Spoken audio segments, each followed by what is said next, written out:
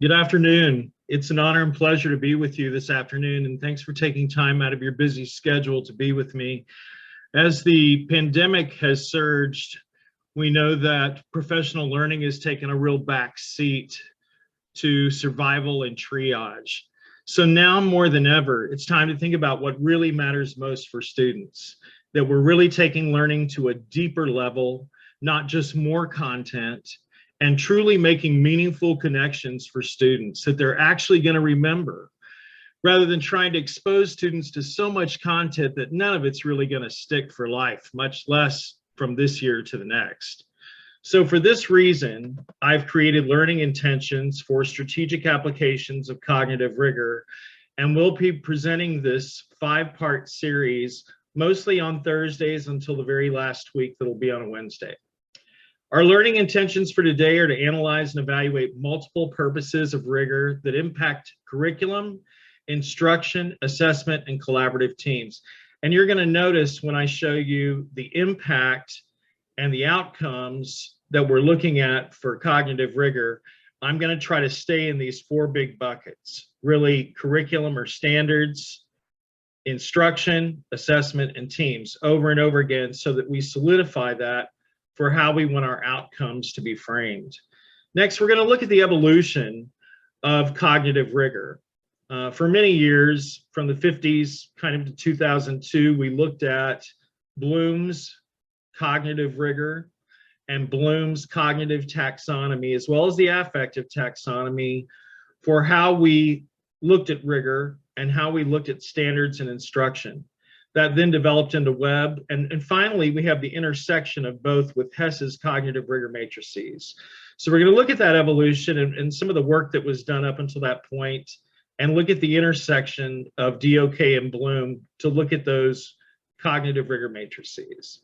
And last, we're going to reframe thinking about how to concretely accelerate learning for all students, that we're really thinking about what really matters most for them, and how are we going to help fill the gaps for students who are behind, but also accelerate learning for all students. So they're really focused on student success.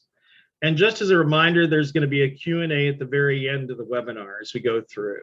So I want to just start with this kind of first idea of, when you think of the word rigor, what comes to mind? So you can either open a brand new web browser and respond to pollev.com/BrandonD575, or you can text Brandon D575 to the number 37607. So let me give you 2 minutes to do that, and let's see what words come to mind when you think of the word rigor.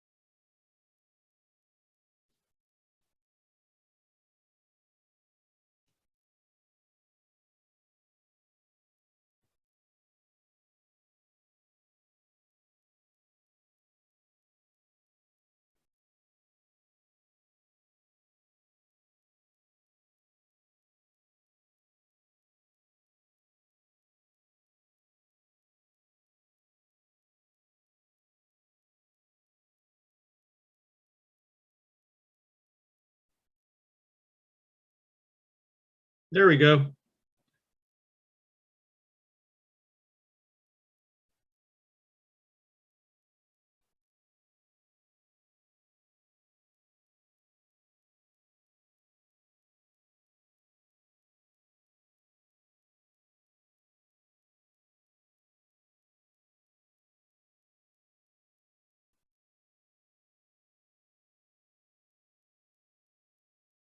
Give us about 1 more minute.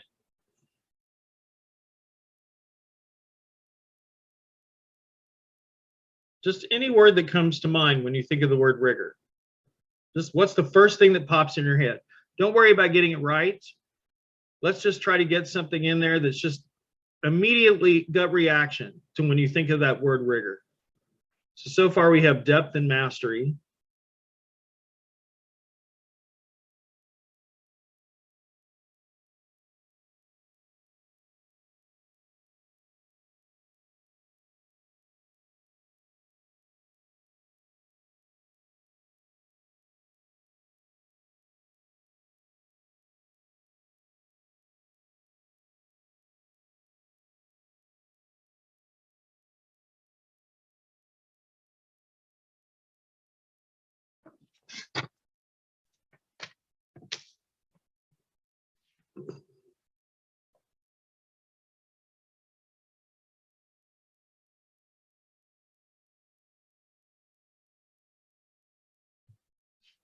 Okay, so we have four really great words: depth, connection, standards, mastery, all of these having to do with what we think of when we think of the word rigor.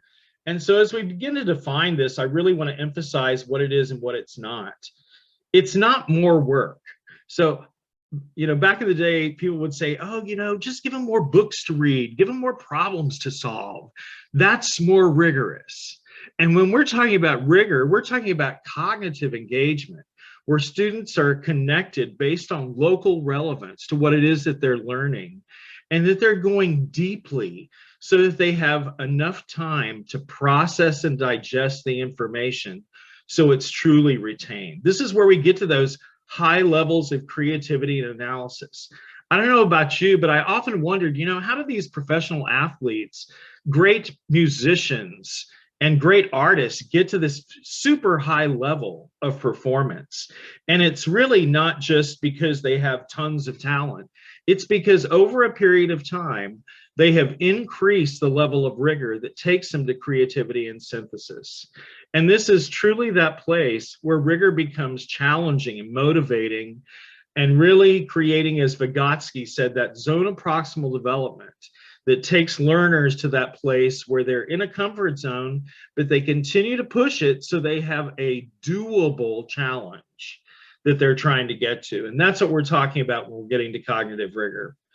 I'm going to try to, as I said before, keep these in four big boats. Really, we're looking at curriculum and assessment as the bookends of how we look at rigor. We have the standards, then we have how's that working for you in terms of the assessments, right? And that includes formative and summative assessments. And then the high point is instruction. This is where we should really be spending the bulk of our time in teams. In terms of shared leadership and collaborative teams, instruction should be what we spend the most of our time talking about. And rigor can be part of that discussion. So as we have these outcomes of implementation or the applications of rigor, we can see that we have at least 10 different things that rigor can be used for. They can be used for identifying the learning target of the standard, identifying the level that an instructional strategy is going to, looking at how we're scaffolding or pacing curriculum. And so as we look at all of these, creating assessment capable learners and aligning standards vertically, we're really looking at how they come together in these four big buckets. And it's really important to note that as we're looking at this, notice that the impact of implementing rigor has between 1 to 2 years of an impact on learning. That even the lower end, differentiation, curriculum pacing, scaffolding, those are all 1.5 to 2 years of instructional impact. Look at creating assessment capable learners at 2 years of impact. So really allowing students that time to process and digest what's happening with rigor as they go through what it is that they're learning, not just based on the textbook, but on the way that the teacher is scaffolding instruction. And notice that this is available on the visible learning interactive visualization that Hattie put out, and it's on the web listed below. So I'm going to take those ideas we were talking about earlier, those outcomes of rigor, and really place them neatly into four big buckets. In terms of curriculum or the standards, evaluating the target level of learning standards. So knowing where are we supposed to be by the end of the year? In other words, we may get to this place and we may identify that this is the target level of where this standard is supposed to go. And the big question becomes, based on everything that's going on, have we really gotten to that level by the end of the year? Are we able to say, yes, students mastered this standard at this target level, and I can hand these students off to the teacher in the next grade level and say, yes, this is where we are in terms of the mastery of this level of the standard. Pacing is another. Pacing has been my nemesis in the past, to be honest. People will say, oh, fractions, that takes about 3 weeks, right? Well, actually, we should be more concrete, specific about that, where we have concrete, tangible ways of methodologically pacing instruction so that students are truly digesting the information and not just randomly choosing 2 and 3 week marks to teach content. Vertical alignment at the end of the year, where teachers are getting together in May, June, July, or August or September and saying, hey, here's where we finished at the very end of the school year. Now, where is my next level to begin at, right? Am I always going back to square one, to Bloom level 1, DOK 1? Is that always where I'm starting? Or can I actually do some, pre-testing to find out how much they've actually retained and mastered? In terms of instruction, looking at appropriate intentional scaffolding so that steps aren't skipped for learners. So this is one of my biggest qualms about education. Sometimes we keep teaching in a linear movement of the way that we want students to take in information, but occasionally as teachers, we may skip steps. And this is where we lose students.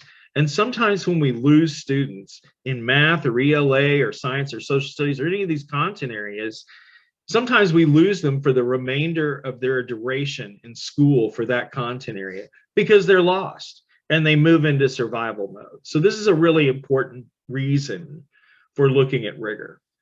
Differentiation becomes another, where I'm able to not just employ human management, but I'm really thinking about how am I truly differentiating for all the learners in my class so everyone has a fair and equal chance to succeed. Intervention and enrichment is another, where if my students are behind or they're ahead, they're accelerated, what can I do concretely using the rigor matrices so I'm not creating 25 different lesson plans, but I'm actually thinking about how can I use this matrix to help me differentiate and intervene for my students so that everyone feels successful and everyone is moving towards the target. And lastly, in instruction, really coaching students to metacognition. Actually, putting the matrices in their hands and saying, hey, do you know how to back up and move forward using rigor? Do you know the difference between comparing information and classifying information and which one comes before the other? Because in order to classify, we have to compare. And in order to compare, we have to describe. To describe, we have to define. So really having that trajectory of what happens in terms of the metacognition of rigor for students. In assessment, we're looking at formative and summative assessments. And I always say, we really have to formatively assess and find those true responses to instruction through the formative assessment process. Asking questions like, hey, do you still like learning this? Or how are you connected to this? Or what is your deep connection to what it is that you're learning right now? Or have you become bored with this information, right? And then formatively assessing various levels of rigor along the way to find out if students are really mastering what it is that we're hoping to assess when we get to the summative assessment process. We can use rigor matrices to validate summative and performance assessment items. This is an interesting study where we actually look at an assessment item and then we match it to the level of rigor that it represents.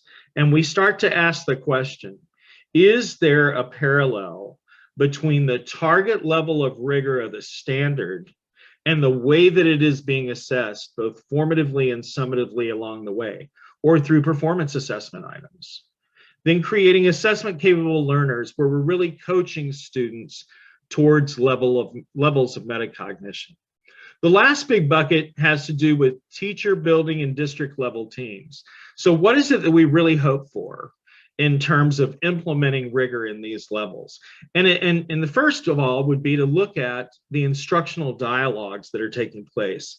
In other words, as teachers are getting together, they're having those conversations about what's the purpose of this strategy? What level of rigor is it for students? How are we scaffolding that? Making decisions on rigor for standards instruction assessment. So we're looking at those parallels between all three. And then in those teacher building and district level teams, creating some deep levels of implementation focused on helping students succeed, having an action plan that says, here's how we're going to roll out rigor. And when we roll out rigor, we're not going to show it as a separate item so that we're looking at, here's thing number 104 teachers have to do. This is already connected to what they're doing. It is symbiotic to standards instruction assessment. They're already using standards to teach. They're already using instruction. And so as we're looking at this, it shouldn't be a separate item. It's just an additive value-added quality to what's happening in different teams.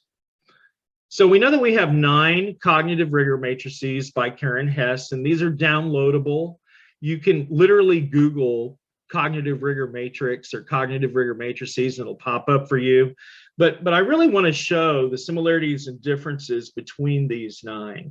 We know that reading and writing go together, but we have ELA that's best used for speaking, listening standards, as well as the language standards. We have math and science that are exactly the same matrix. We have social studies and humanities that's very much like the other 4 matrices. Career and technology education, or CTE. World languages, which is our Spanish, French, German, Chinese groups. Fine arts, music, art, theater, health, physical education. So all of these are basically similar matrices, configured the same, except for the last 3. So if we look at the social studies matrix, for instance, we notice that we have this Webb's depth of knowledge happening on the x-axis. So that's what's happening across the top. And notice it's getting deeper, so it's hierarchical. This DOK level represents time. The time to move from recall and reproduction to conceptual thinking. And from conceptual thinking to strategic thinking. From strategic thinking to extended thinking. So when I think of the DOK levels, I always think of this. I always think of an attorney. So at recall and reproduction, I can learn a bunch of cases. I can tell you what each of those cases is about. I can reproduce and perhaps have memorized parts of those cases that I can then regurgitate, right? But it's when I understand what they're for, where I can compare and contrast. I can explain meaning. I can compare similarities and differences. I can distinguish relevant information that's going to be used for potential cases. Then I'm at that DOK2 skill and conceptual thinking level. It's when I take those to actually make decisions about how I am going to prosecute a case or defend a case that I'm at that DOK3 level. I start to have, these court cases that have built up, and now I'm going to actually use these to prepare a defense or prepare a prosecution. And DOK4, the extended thinking, is when I walk into the courtroom and I have an opposition or an argument to what it is that I'm presenting that can be from multiple directions, from multiple other cases that have to interact with those. So that's how we look at this depth of knowledge. And it really requires time to get there, multiple exposures to move to those high levels. Over on the y-axis, we have Bloom's cognitive taxonomy. And this is the cognition that's happening with students. So we notice that for ELA, for reading, writing, math, and science, this is the configuration that the matrix takes to find the intersections of what's happening in the middle between that X and Y axis. And all 5 of these are related.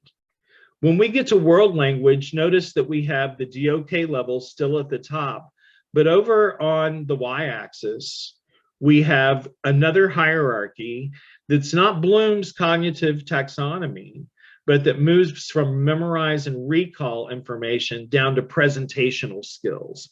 In other words, I've learned a language. Now I can actually go to Paris or go to France or go to Spain or go anywhere I want, go to Mexico and actually start speaking the language, interacting with others.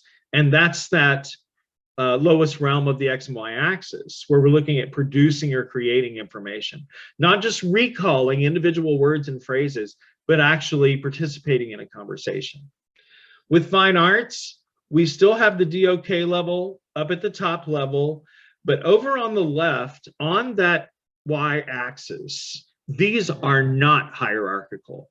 In other words, this moves from different aspects of what happens with fine arts. In other words, what's the historical background of a piece of music or a piece of art? What era did it come from? Why is that important? Why do we care? How are we connected to that? How do we relate to this, right? All the way down to performance itself, down the last piece, where we're looking at explaining ways in which artistic choices have been involved in a performance. Why do I use this softer, loud, and dynamic for this particular musical piece? So we have all of these contexts, but they are not hierarchical the way the other matrices are. Health and PE, now this is the most unique of all of them, because the DOK level moves from being on the X axis at the top to the Y level over on that left-hand side. So for all the other matrices, all 8 of the others, they're all up on the top, right? But these DOK levels in the health PE matrix are on the left in that Y axis. And on the X axis, we have the same kind of configuration that we had before with some of the other matrices, where we move from memorizing to performance, making connections. So I just wanted you to see how each of these was used and what their purpose and use are and how they're configured and structured. We're going to get into more of that information next week when I'm actually digging into some of the standards. So I want to talk about the evolutionary process, because when teachers first started working with standards, let's say 10, 15 years ago, but really in the last 10 to 12 years, at the earliest parts, people were looking for shortcuts. And so what they would do is they try to just use these wheels that have, level 1 recall, level 2 skill, conceptual thinking, 3 strategic, 4 extended. These are just based on the DOK levels. And just DOK by itself, right? So they would say, if you use the word compare, you were at the DOK2 level. Well, that's not always true. We have to be really careful of this. And it's for this reason that Karen Hess, whom I work with on occasion, who's just really an amazing, amazing thinker, said, this is a great wheel. We need to honor the work that was done. And that it had a use at that time, but we have to move forward from that when we're looking at the matrices, and should call these the wheel of misfortune rather than the wheel of fortune, because people would stop on those verbs and they would make mistakes in trying to analyze the Bloom and DOK levels just based on those verbs by themselves. So kind of case in point, here's describe a metaphor. So here's DOK1 level, right? Describe a metaphor. So this is just recall, reproduction. Just describe what it is. Just tell me what it is. You could actually look it up in a dictionary, regurgitate that information. Describe the similarities and differences of similes and metaphors. So now we are at the level of comparison contrast. We're at that DOK level 2, where we're actually thinking conceptually about similarities and differences, categorizations, etc.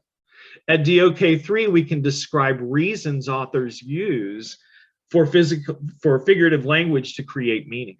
So in other words, if I'm going through and I'm thinking, I can describe these reasons. Here's DOK3 for description, and then here's DOK4, describe the use of metaphors in biographies, short stories, and journals. So we want to be careful not to stop on verbs when we're working with standards, when we're working with instruction, that we're really thinking, what is the whole of what's being expressed in that standard or that assessment?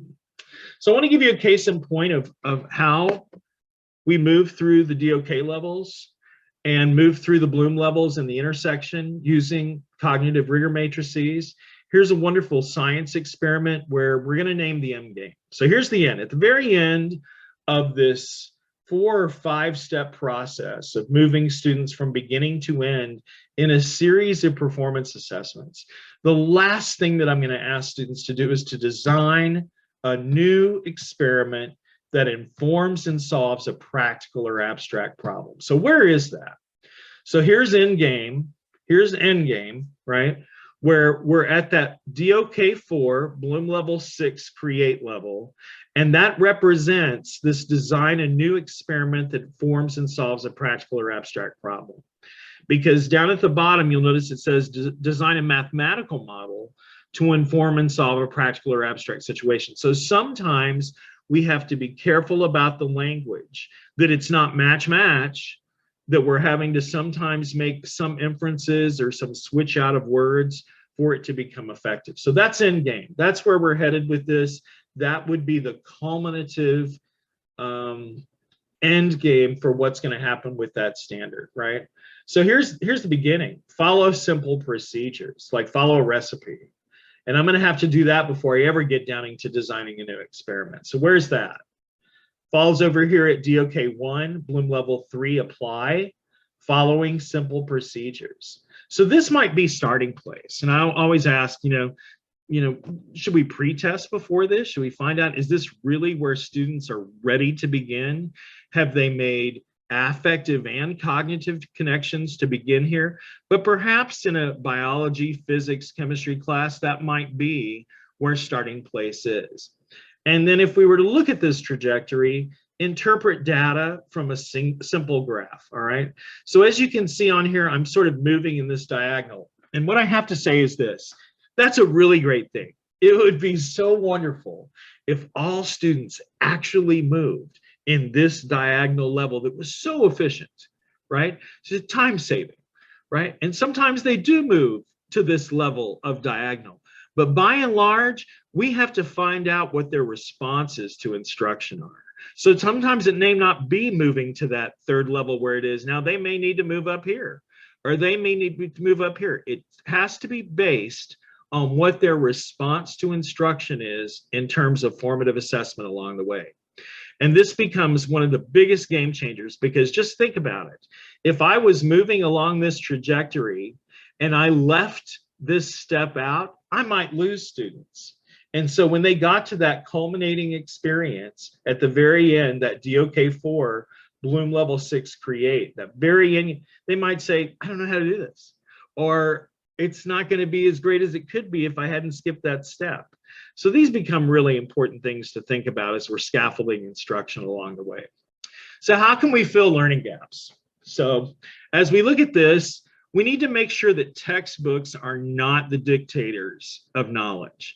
That so often teachers just pull the information from a textbook and say, I'm just going to teach this, right? But really thinking very explicitly and intentionally about how we're using rigor along the way, even with one piece of text or two pieces of text, right? And taking it a little bit slower.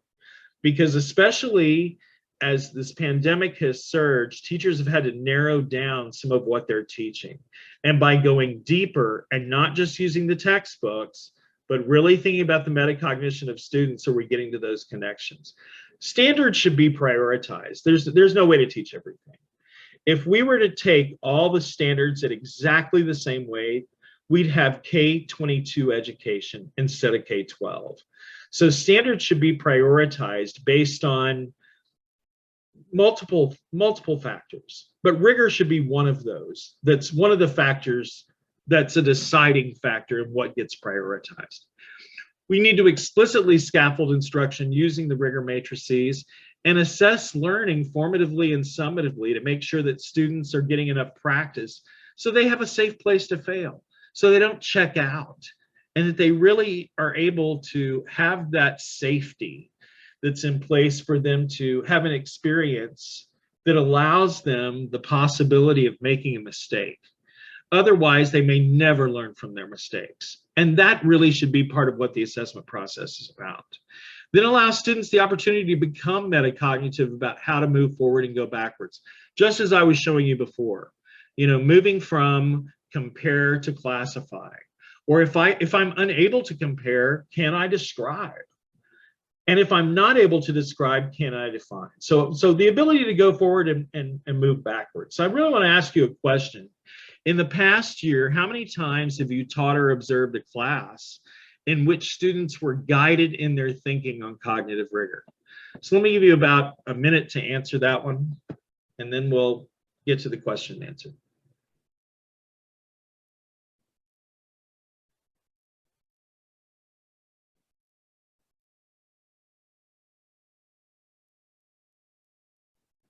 Again, the directions are at the top.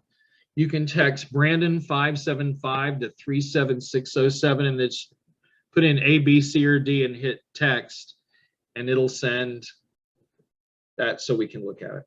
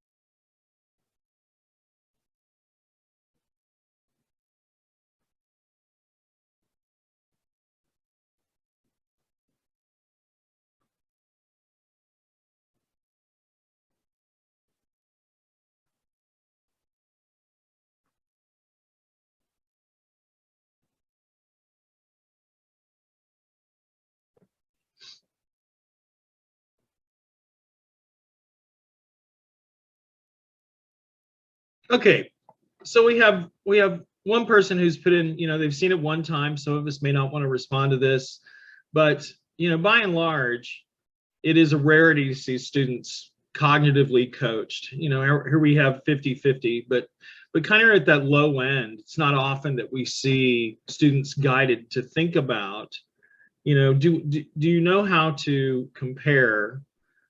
And do you know that in order to back up, you could describe, or from classify to back up to compare? So really thinking about that as we're looking at these matrices. So when we're looking at the ceiling, we're looking at the top end of where a standard might be. And this ceiling might be a DOK 3, DOK 2, DOK 1, might be anywhere. But we usually identify the very top possibility for where a standard might be in terms of that ceiling over at that DOK 4 level, or wherever it might fall based on teacher conversation, teacher agreement, teacher close to consensus of where they believe that standard is going to. And then we may have what's called a target cognitive range. Now, this is what's interesting. It would be nice and neat to be able to just go to one of these cells as an intersection. And it does happen, by and large. About 90% of the time, teachers will come to consensus in one or two cells, but sometimes we have a range, and that's fine, as long as we know where a standard is going and where the instructions should get to. So that way we're really able to think about how we scaffold backwards from where that might be. So if this is the target range of where one standard might be, we need to think about how long it's going to take for students to get to that place. And is this DOK1, Bloom Level 2 Understand, really starting? Or could we use some pre-tests to find out where they are so that they're not here, they may start over here, or they could even start over here, right? And it may be that the standard doesn't go all the way over to this level. So I hope this was really helpful for you in looking at the cognitive rigor matrices in this introduction. I'll be going into much more description and detail in the next 4 webinars that I'm doing on standards, instruction, assessment, and teams. And just want to tell you a little bit about Evolution Alliance, that our company is really focused on equity. We have 8 points of equity with research to guide that thinking. If you have time to look at our website, it's very helpful. And then in terms of professional development, we have 10 professional development offerings that are currently have a scope and sequence. And notice that today I focused on strategic applications of rigor so that we can increase professional learning around the United States. Next week, I'm going to be talking about using Rigor for standards, and that'll be the topic for discussion. And so now I'm just willing to stop sharing and take any questions you may have, or if you're not